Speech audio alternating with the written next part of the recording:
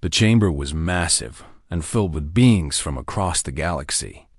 Ambassador Hyan stood in the center of the circular room while 14 different species watched him from elevated platforms. Some had scales, and others had skin that glowed with soft light. A few looked almost human, but their eyes were too large or their bodies were too thin. The air smelled strange, like metal and something sweet that Hyan could not identify. The Vex representative rose from its seat. It was made of crystal that caught the light and threw rainbows across the floor. When it spoke, its voice sounded like wind chimes, and the translation device in Hyan's ear turned the sounds into words he could understand. You have been given our final terms, human. Your species will remove all military installations from the Kepler sector within 30 days. You will submit to assembly oversight of your colonial expansion. You will accept our guidance in all matters of galactic security. Hyan had heard these demands before. For the past 6 months, the assembly had been making similar requests. Each time Earth had refused, and each time the demands had grown more aggressive. He looked up at the crystal being and felt no fear. Behind him on Earth, billions of people were watching this transmission. He knew what they wanted him to say. The answer is no. Earth will not dismantle our defensive positions. We will not submit to oversight from civilizations that refuse to treat us as equals. We will not accept guidance from those who consider us beneath them. The chamber erupted in noise. The creatures on the platforms made sounds of anger and disbelief. Some stomped their feet or appendages. Others flashed colors across their skin.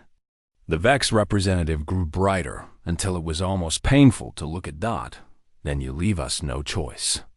The Galactic Assembly hereby declares that your refusal constitutes an act of aggression against the established order. We will enforce compliance through military intervention. You have brought this upon yourselves. Hyan smiled. It was not a friendly smile. It was the smile of someone who had been waiting for something and finally received it. He reached into his pocket and pulled out a small device. He pressed a button and his image was now being broadcast not just to Earth but to every human colony across dozens of star systems. Thank you. Earth accepts your declaration of war. We have been waiting for this moment since the day you told us we were not good enough to join you. Since the day you made us watch while you shared technology and knowledge with each other but kept it from us. Since the day you made it clear that humans would always be second-class citizens in your galactic order. The chamber went silent. The creatures stared at him. Captain Sumin of the Talok species leaned forward from her platform. She had always been kind to humans and had argued for better treatment. Her face showed confusion and concern. Ambassador Hyan, you must understand what you are saying. War with the Assembly means facing the combined might of 14 civilizations. Please reconsider. Hyan looked at her, and his expression softened slightly. He knew she meant well, but she did not understand humans. None of them did. Captain Sumin, I appreciate your concern. But Earth does not need to reconsider. We have been preparing for this since the moment we realized you would never accept us as equals. You have given us exactly what we wanted. He turned and walked toward the exit. Behind him, the chamber erupted in chaos again, but Hyan did not look back. His security team fell in around him as he left the assembly building and headed for his shuttle. Within hours, he would be back on Earth. Within days, the war would begin. On Earth, President Minji stood in the command center deep beneath the capital city. Screens covered every wall showing data from across human space. Military commanders stood at attention, waiting for her orders. When the transmission from the assembly ended, she turned to face them. They finally did it. After all these years of insults and dismissals, they finally gave us the excuse we needed. She looked at Admiral Daesung, who stood with his arms crossed and a grim smile on his face. Are our fleets ready? Admiral Daesung nodded. Every ship is in position. Every soldier is prepared. Every weapon system is online. "We have been ready for years, Madam President. The colonies are armed. Our defensive installations are operational. Our new ships are waiting in the outer system, where their scouts have not detected them." President Minji walked to the largest screen, which showed a map of human-controlled space. Red markers indicated military assets. There were far more markers than the Assembly knew about. For 20 years, humanity had been building and preparing and hiding their true strength. Then give the order. Activate Operation Vindication. Show the galaxy what happens when you push humans into a corner. Show them what we are capable of when we stop playing nice. The command center burst into activity. Officers shouted orders and typed commands. Communication channels opened to fleet commanders across a dozen star systems. The machine of war that Earth had built in secret began to move. Admiral Daesung pulled up a display showing the current position of human fleets. The Assembly would be sending their forces to Seoul soon. They expected to find a small defensive force protecting Earth. They expected humans to panic and surrender. They were going to be very surprised. He thought back to 20 years ago when he had been a young officer on the first diplomatic mission. He remembered watching Dr. Junho try to negotiate with the Assembly. He remembered the condescending way they had spoken to humans. He remembered the rankings they had shown, where humans were listed near the bottom of civilized species. He remembered the rage he had felt. That rage had never gone away. It had been refined and focused. It had been turned into strategy and tactics. It had been built into every ship and weapon that Earth had constructed. The Assembly thought they were punishing an upstart species. They had no idea they were about to fight an entire civilization that had spent 2 decades preparing for this exact scenario. In the outer colonies, the reaction was the same. On New Phoenix, the colonial governor watched the Assembly declaration and immediately ordered all civilian ships to evacuate to secure locations. Military vessels moved into defensive positions around the planet. On Sanctuary Station, the defense coordinator activated weapon systems that had been disguised as mining equipment. On Far Hope, the garrison commander gathered his troops and gave them the speech he had been practicing for years. Across human space, the response was not fear. It was anticipation. Every human who had ever felt the sting of the Assembly's dismissal felt vindicated. Every soldier who had trained for a war they were told would never come felt their purpose confirmed. Every scientist who had worked on weapons projects in secret felt their work was finally meaningful. The Galactic Assembly had declared war on Earth, expecting submission. They were about to learn that humans did not submit. They fought. And when humans fought, they did not fight to survive. They fought to win. Ambassador Hyen reached his shuttle and took one last look at the Assembly homeworld. The planet was beautiful, with cities that gleamed in the sun and ships that moved through the sky with grace. It was a planet that had known peace for centuries. That peace was about to end. He boarded the shuttle and it lifted off. As they climbed toward orbit, he opened a secure channel to Earth. It's done. They took the bait.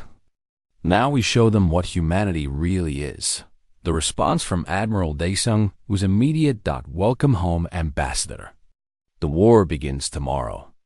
And tomorrow the galaxy changes forever. 20 years earlier, the mood on Earth had been completely different. When the first alien signals were detected, every human felt hope and excitement. The idea that humanity was not alone in the universe had changed everything. Wars had stopped. Nations had united. Everyone wanted to present the best version of humanity to the stars. Dr. Junho had been chosen to lead the first diplomatic mission. He was a scholar who spoke 7 languages and had spent his life studying human cultures. Earth sent him with a carefully chosen team carrying gifts that represented the best of humanity. They brought art from every continent. They brought music that ranged from classical symphonies to modern compositions. They brought scientific papers showing human discoveries and innovations. The journey to the assembly homeworld took 3 months using the coordinates the aliens had provided. When Junho's ship emerged from the hyperspace lane he saw something that took his breath away. The assembly capital was a massive station in orbit around a blue giant star. It was 10 times larger than anything humans had ever built. Ships from different species moved in perfect coordination. The station itself seemed to be alive with light and energy. A Talox vessel approached to guide them in. Captain Sumin was young then, and this was one of her first assignments. She had volunteered to help with human integration because she found their species fascinating. When she came aboard Junho's ship, she greeted him with genuine warmth. Welcome. Disha Junho, the assembly has been preparing for your arrival. We are excited to learn about humanity and share our civilization with you. Junho felt relief. The aliens were friendly. This was going to work. He followed Sumin through the docking procedures and onto the station. The interior was breathtaking. The corridors were wide and filled with beings from species he had never imagined. They walked past gardens that grew plants with purple leaves. They passed markets where creatures traded goods in languages that the translation devices struggled to interpret. Sumin led them to a conference center where representatives from all 14 species waited. Junho gave the speech he had prepared. He talked about human history and how humanity had overcome its violent past. He presented the gifts and explained their significance. He expressed hope for friendship and cooperation. The assembly representatives listened politely. When Junho finished, the Korthan delegates spoke. The Korthans were the most powerful species in the assembly. They looked almost reptilian with scales that shimmered between green and gold. Their delegate was old, and his voice carried authority. Your presentation is impressive. Dr. Junho. However, we must be honest with you about how the assembly functions. We operate on a system of cultural maturity and evolutionary development. Species are ranked based on their achievements and stability. This determines their access to assembly resources and their voice in our decisions. Junho felt his excitement dim slightly, but he remained hopeful. That makes sense. Different species have different histories. What ranking would humanity receive? The Korthan delegate pulled up a holographic display. It showed all the member species arranged in a hierarchy. At the top were the Korthans and the Vex. Below them were species Junho did not recognize. Near the bottom was a new entry labeled Human. You are ranked here. This reflects your species' current state of development. You still engage in internal conflicts.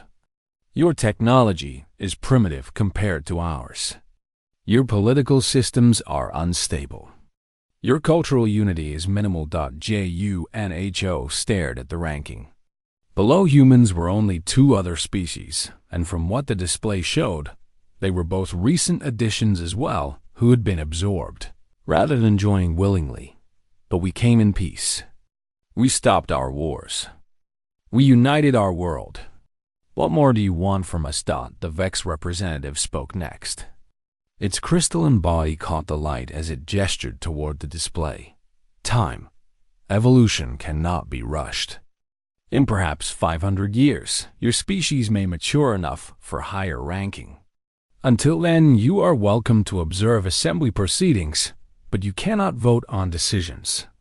You may request technology, but we will determine what you are ready for. You may establish colonies, but only in regions we designate. 500 years. Junho felt something cold settle in his stomach. He looked at the other human delegates and saw the same shock on their faces. You are saying we cannot participate as equals. We can only watch and wait and hope you eventually decide we are worthy. Captain Sumin stepped forward. Her expression was troubled, but she tried to be diplomatic. Dr. Junho, please understand this system is maintained. Galactic peace for thousands of years. Every species goes through this process. You are not being singled out. This is simply how the assembly works, but we are being singled out. You are all sharing technology and knowledge with each other right now. You are all making decisions together. And humanity has to sit in the corner like children waiting to be told. We can join the adults. The meeting had gone downhill from there. Tianho spent 3 months on the assembly station, trying to negotiate better terms. He met with individual species representatives. He presented evidence of human achievements. He argued that humanity deserved immediate full membership. Every species listened politely, and every species said the same thing. Wait. Be patient. Prove yourselves. Maybe in a few centuries. One evening, Junho sat in his quarters feeling defeated. A young military officer named Daesung came to see him. Daesung had been assigned to Junho's security detail, but he had become a friend during the journey. You look terrible. Still fighting the good fight. Junho laughed bitterly. There is no fight. They have made up their minds. To them, we are primitive barbarians who need to be civilized. Nothing I say will change that. Daesung sat down across from him. His face was hard.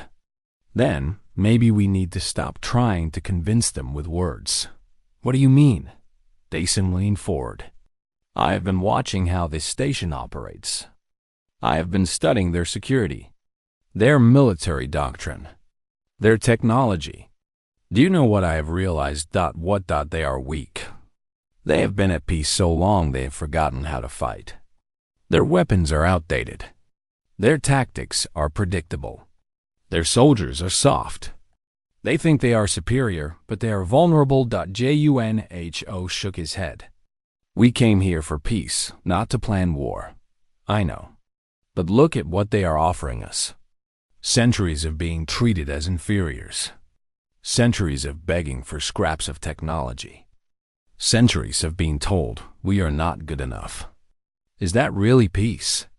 Or is it just a pretty word for subjugation? And Junho had no answer. Deep down he knew Daesung was right. The assembly was offering humanity a place at the bottom of their hierarchy with no real path to equality. It was humiliation dressed up as integration. When the human delegation returned to Earth, the reception was not what Junho expected. Instead of disappointment, people were angry. The entire planet had watched the negotiations through broadcasts. They had seen how the assembly treated humanity. They had heard the rankings and the dismissals. They had felt the insult. Admiral Daesung was promoted quickly after that mission. He began working on military projects that officially did not exist. President Minji, who was a senator back then, started pushing for increased defense spending. Scientists who had wanted to share their discoveries with the assembly began developing weapons instead. Junho watched it all happen. He had gone to the stars hoping for friendship and come back having started a war that would not begin for 20 years. He tried to argue for patience. He tried to convince people that eventually the assembly would accept him. But no one wanted to wait 500 years. Haiyan was a student back then studying diplomacy because he believed in peace between worlds. After watching Junho's failed mission, he changed his focus. He studied assembly politics and psychology. He learned their weaknesses and blind spots. When he eventually became an ambassador, his goal was not to beg for acceptance. It was to find a way to force respect. Now, 20 years later, that plan was coming together. Earth had spent 2 decades preparing for war while pretending to be content with their low ranking. They had built weapons in secret. They had expanded their colonies beyond what the assembly knew about. They had developed technology that matched and sometimes exceeded what the assembly possessed. And through it, all the assembly had remained arrogant. They thought humans were still a primitive species from first contact. They thought time was on their side. They thought humanity would eventually give up and accept their place. They were wrong about everything. Haiyan sat in his quarters on the shuttle back to Earth, thinking about Dr. Junho. The old scholar had died 5 years. ago, still believing he had failed. But he had not failed. He had shown humanity exactly what they were dealing with. He had revealed the truth about the assembly, and that truth had united Earth in a way nothing else could have. The war was about to begin, and when it ended, the galaxy would never see humanity the same way again. The Assembly War Council met in a secure chamber on their capital station. Supreme Commander Vec of the Korthan military sat at the head of the table. Around him were the military leaders from each member species.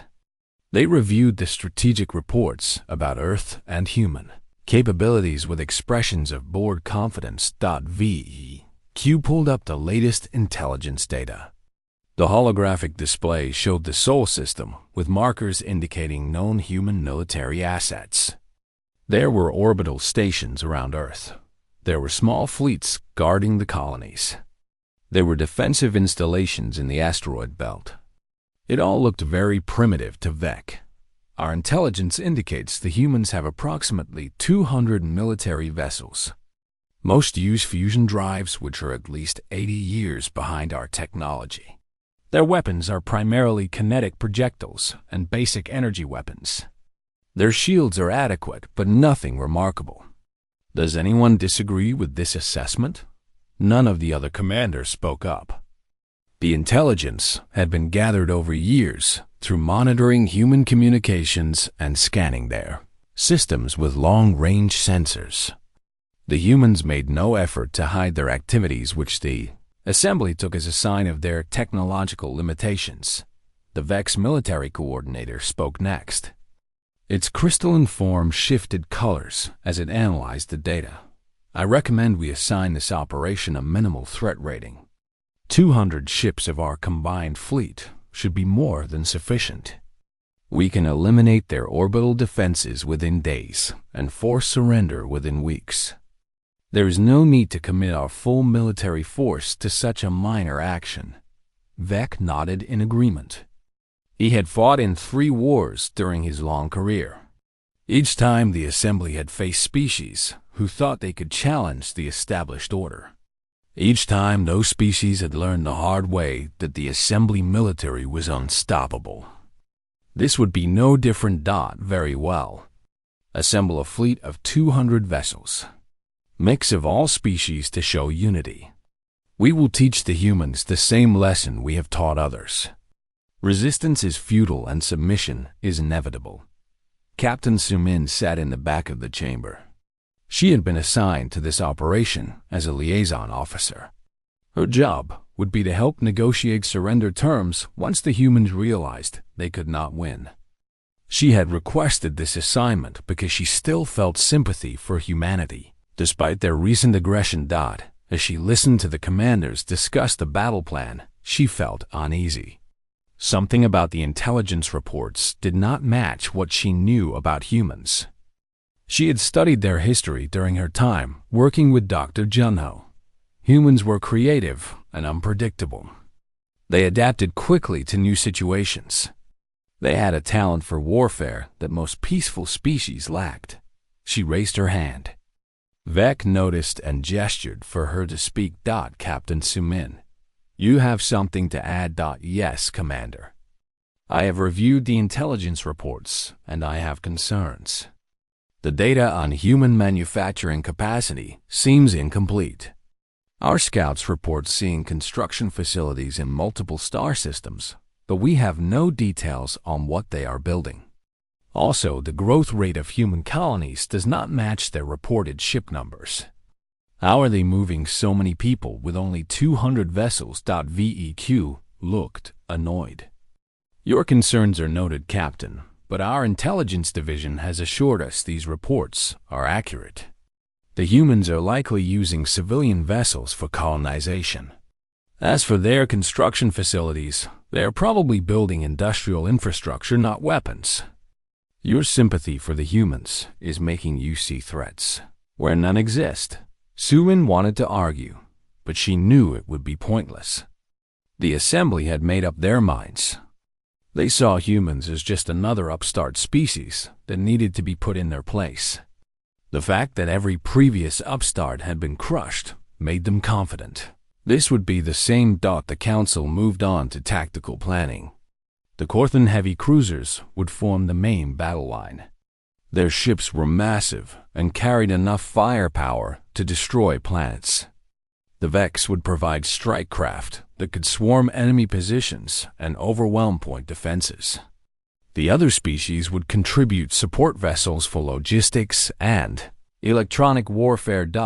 It was a doctrine that had not changed in 300 years. The Assembly had refined their tactics over centuries of minor conflicts. They knew exactly how battles would unfold. First, they would jump into the enemy system and establish dominance. Then they would systematically destroy military targets while jamming communications. Finally, they would offer surrender terms. Most species gave up after losing their orbital defenses. The few that did not found their planets blockaded until they had no choice. Commander Vec assigned specific roles to each ship type. The cruisers would advance in a wall formation. The strike craft would sweep ahead to clear mines and scouts. The support vessels would stay back and coordinate targeting. It was all very organized and professional. What the council did not discuss was the possibility that their intelligence was wrong. What they did not consider was that humans might have been hiding their true capabilities. What they did not imagine was that they were walking into a trap. The Assembly fleet began gathering at the Deneb staging point. Over the course of 2 weeks, ships arrived from across the galaxy. Corthan cruisers moved into formation like great beasts. Vex carriers launched their strike craft in practice runs. Support vessels from a dozen species coordinated their systems. On the command carrier, Supreme Commander Vec watched the fleet assemble with satisfaction. It was an impressive sight. 200 ships representing the combined might of 14 civilizations. Any species that saw this fleet would understand the futility of resistance. He opened a communication channel to all ships. Today, we enforce the will of the Galactic Assembly. The humans have chosen to defy our authority and reject our guidance. They have built weapons when they should have built trust. They have expanded their territory when they should have accepted their limitations. Now they will learn what happens to those who challenge the established order. We will jump to Sol System in 1 hour. We will eliminate their defenses. We will force their surrender. And we will remind the galaxy why the Assembly has maintained peace for so long. Not through kindness, but through strength. The fleet crews cheered. They believed in their mission. They believed in their superiority. They believed this would be over quickly. Captain Sumin stood on the bridge of her assigned vessel, listening to Vec's speech. She felt her unease growing. Everything about this operation felt wrong, but she could not explain why. The intelligence said the humans were weak.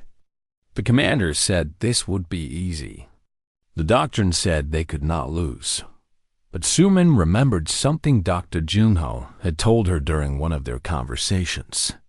He had been talking about human history and the wars they had fought among themselves. He had said that humans were at their most dangerous when they appeared to be at their weakest. That they had a talent for making enemies underestimate them and then exploiting that overconfidence. At the time, she had thought it was just pride from a species trying to seem impressive. Now she wondered if it had been a warning. She pulled up the intelligence reports again and started looking for gaps in the data. There were many. The scouts had identified human colonies, but never got close enough to scan them in detail. The communications monitoring had picked up civilian traffic, but very little military chatter. The human defensive positions were all in obvious locations, with nothing hidden. It was all too convenient. Too simple. Too easy. Sumin began writing a detailed report about her concerns. She flagged every gap in the intelligence. She noted the inconsistencies in the data. She recommended that the fleet approach Sol System with more caution and conduct thorough reconnaissance before engaging. She sent the report to Commander Vec with high priority. Then she waited. The response came back within minutes. Vec had read her report and dismissed it. He said that she was being paranoid. He said that her fondness for humans was clouding her judgment. He said that the fleet would proceed as planned. Sumin deleted the report and prepared for the jump to Seoul. She had done everything she could. If the humans really were hiding something, the assembly would find out soon enough. She just hoped that when they did find out, it would not be too late to respond. The fleet jumped to hyperspace. 200 ships moving through the void toward Earth. They expected to find a small defensive force and a quick victory. What they were actually heading toward was a species that had spent 20 years preparing for this exact moment. A species that had turned warfare into science. A species that was about to teach the assembly the difference between maintaining peace and actually knowing how to fight. The assembly was making the oldest mistake in military history. They were underestimating their enemy based on outdated information and arrogant assumptions. In a few hours, they would arrive at Seoul and discover just how wrong they had been. The assembly fleet emerged from hyperspace at the edge of the Sol system. Supreme Commander Vec immediately ordered all sensors to maximum range. The tactical displays began filling with data. What they showed made every commander on the bridge pause. "Commander, we are detecting multiple contacts around Saturn. Hundreds of vessels. This is far beyond what our intelligence predicted." VEQ stared at the display. Instead of the expected small defensive force, there was an entire fleet waiting for them. The human ships were arranged in layered spheres around Saturn, using the gas giant and its rings as a defensive position. The formation was sophisticated and showed military thinking that should have been beyond human capabilities. All ships reduce speed. Maintain defensive formation. I want full scans of those vessels. Identify their capabilities before we engage. The assembly fleet slowed its advance. Scout ships moved forward to gather detailed sensor data. What they found made the situation even more confusing. The human ships were larger than intelligence had suggested.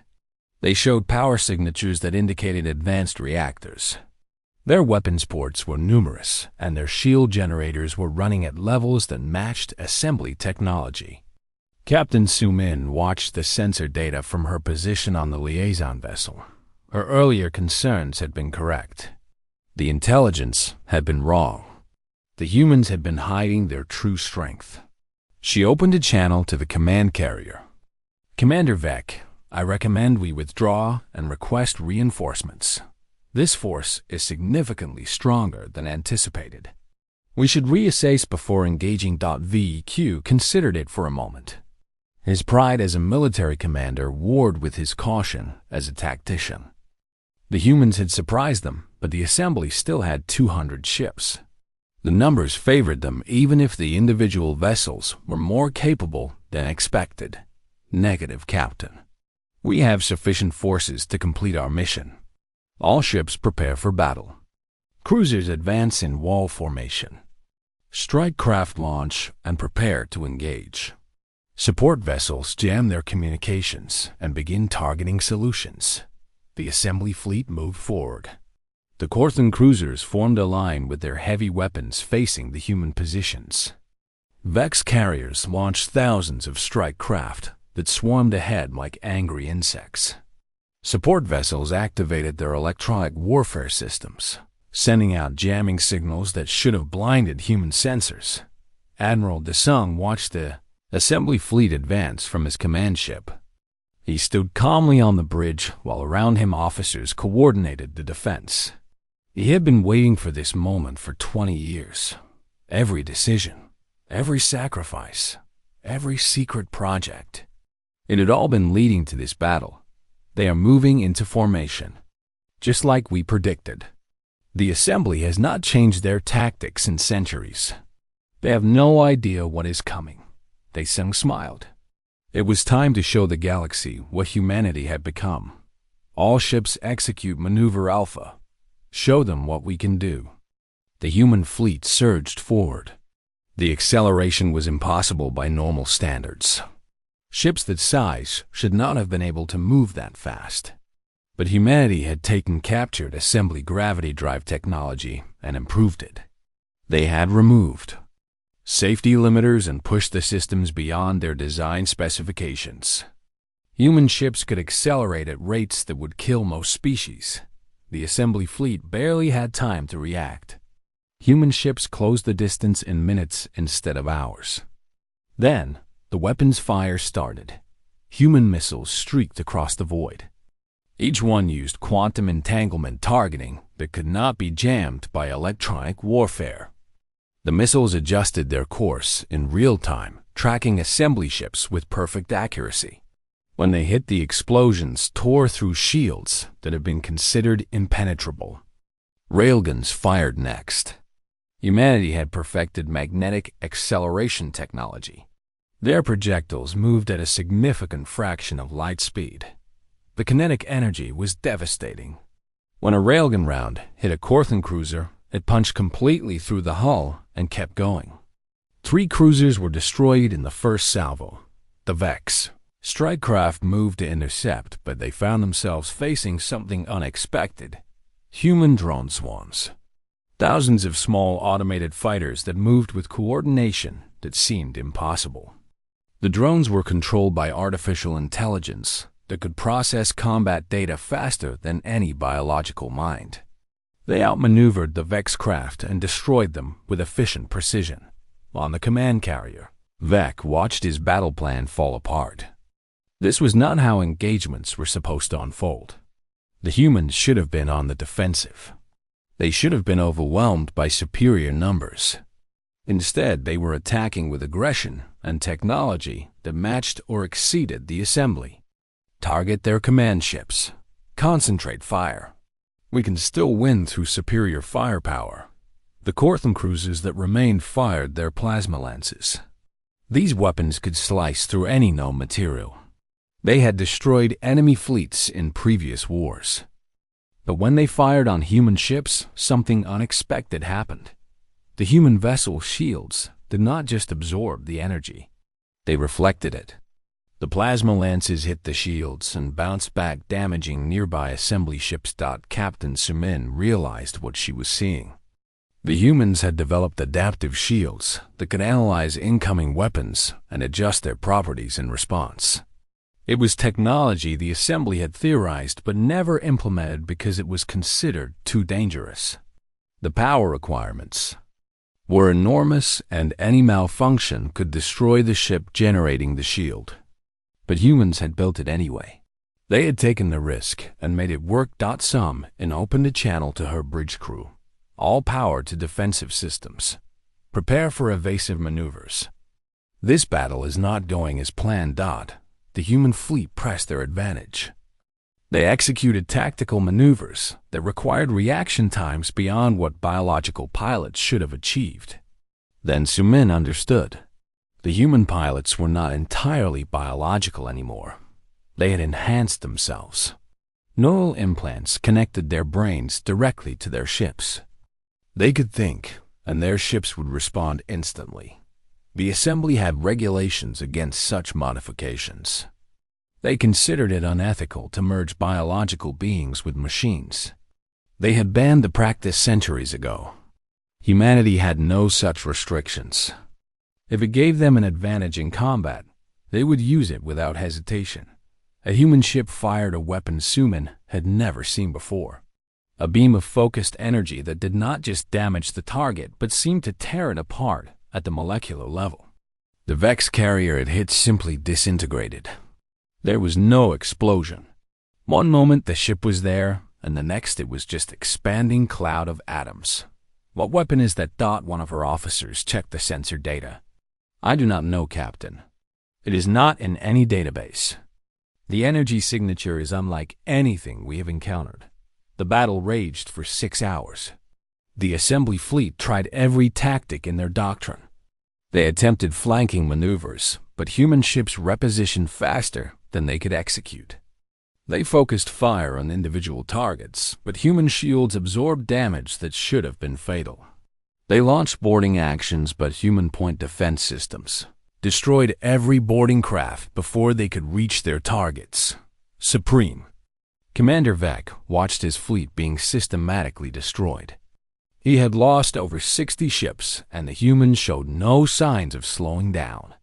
His own flagship had taken damage, and fires were burning in multiple sections. All ships retreat. Fall back to hyperspace minimum distance. We need to regroup. The order went out, but many ships could not respond. Their engines were damaged, or their crews were dead. The human fleet pursued, cutting down fleeing vessels with ruthless efficiency. By the time the surviving assembly ships jumped to hyperspace, they had lost 70 ships. Another 10 were too damaged to jump and had to be abandoned. Vec sat in his command chair, staring at the tactical display. The humans had not just won.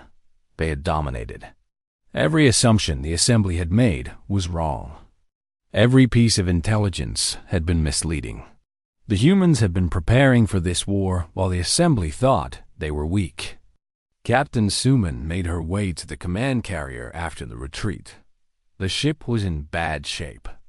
The corridors were filled with wounded crew and repair teams working on damaged systems. When she reached the bridge, she found Vec looking defeated. "Commander, I warned you. The humans were not what we thought." Vec looked at her. "You did warn me, and I did not listen. Now 70 ships are gone, and we have learned nothing except that humans are far more dangerous than anyone imagined." Su Min pulled up the combat recordings. She reviewed the tactics and weapons the humans had used. Every innovation, every modification, every risk they had taken. It painted a picture of a species that had spent 20 years doing nothing but preparing for war. We need to inform the Assembly Council. They need to know what we faced. This is not a minor punitive action anymore. This is a real war against a real military power. Vec nodded slowly. "Send the report. Tell them everything. Tell them that the humans have technology we do not understand. Tell them that the humans fight with a ferocity we have not seen in centuries. Tell them that we need a new strategy because everything we knew about warfare has just been proven obsolete. Back in the Sol system, Admiral Daesung surveyed the battlefield. Debris from assembly ships floated among Saturn's rings. Human vessels moved through the wreckage, searching for survivors and gathering intelligence from. 3 months after the Battle of Saturn's rings, Ambassador Hyan stood once again in the assembly chamber. But everything was different now. The elevated platforms where the species representatives sat seemed less imposing. The grand architecture seemed less impressive. The beings who had looked down on humanity with such arrogance now avoided meeting his eyes. Hyan walked to the center of the room. This time, he was not here to listen to ultimatums.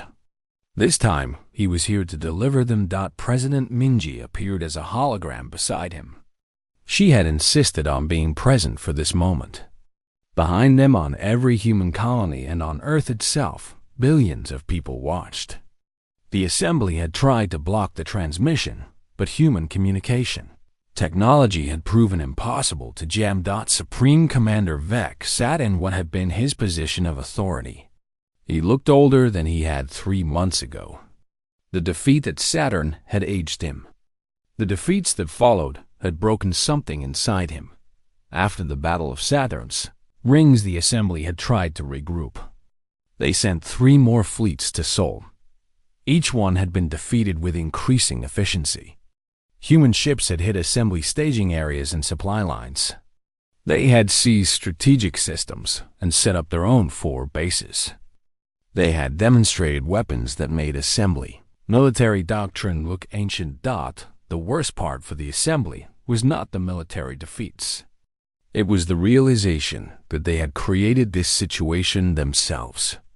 By treating humanity as inferiors, they had motivated an entire species to become stronger.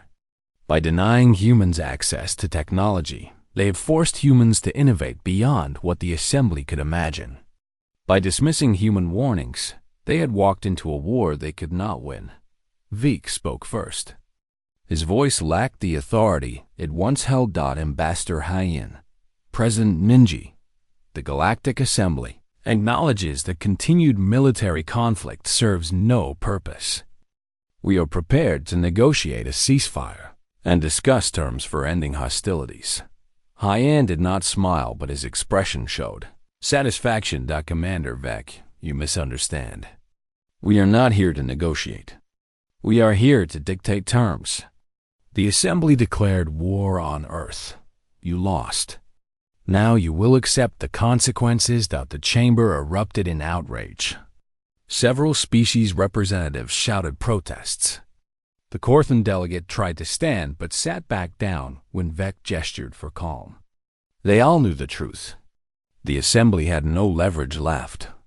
Human fleets controlled key systems. Human weapons had proven superior. Human resolve had not wavered. President Minji spoke next. Her voice was cold and carried across the chamber. These are our terms. First, humanity receives full membership in the Galactic Assembly with equal voting rights effective immediately. Second, all discriminatory rankings and classifications are abolished. No species shall be considered inferior based on arbitrary measures of cultural maturity. Third, humanity receives immediate access to all shared technologies and economic systems. Fourth, humanity receives a permanent seat on the Assembly Security Council. The representatives protested louder. This was unprecedented. No species had ever been granted such sweeping concessions. The entire structure of the Assembly was being dismantled. The Vex representative managed to make itself heard over the noise. Its crystalline form had lost much of its luster in recent months. These terms are unacceptable. They violate millennia of tradition. They undermine the foundations of galactic order. You cannot expect us to agree to this.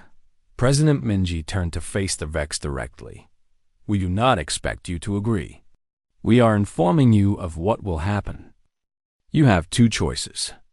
Accept these terms and humanity becomes a full member of the Assembly. Or reject these terms and humanity continues military operations until you have no choice but to accept worse terms.